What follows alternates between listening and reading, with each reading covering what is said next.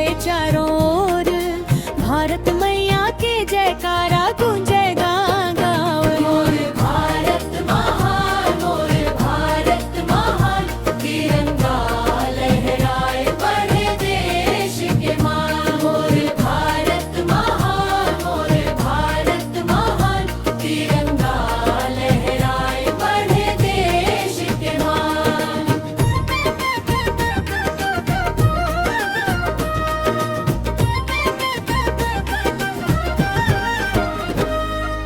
अरपा परी के धार गाथा वीर जवान के, माटी मम बस गे प्यार हिंदुस्तान के।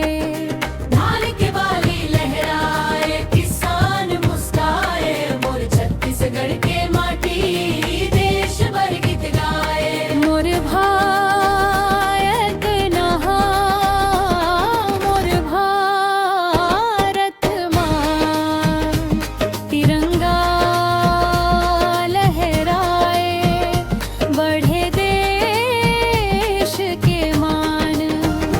मोर भारत महान, मोर भारत महान, तिरंगा लहराए बढ़े देश के मान। मोर भारत महान, मोर भारत महान, तिरंगा लहराए बढ़े देश के मान।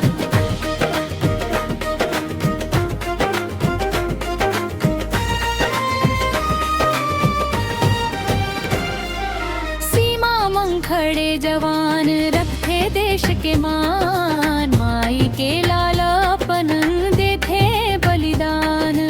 उनकर हिम्मत ल नमन, उनकर त्याग ल सलाम, भारत मैया के चरण मन कोटि कोटि धना। गंगा जमुना बहे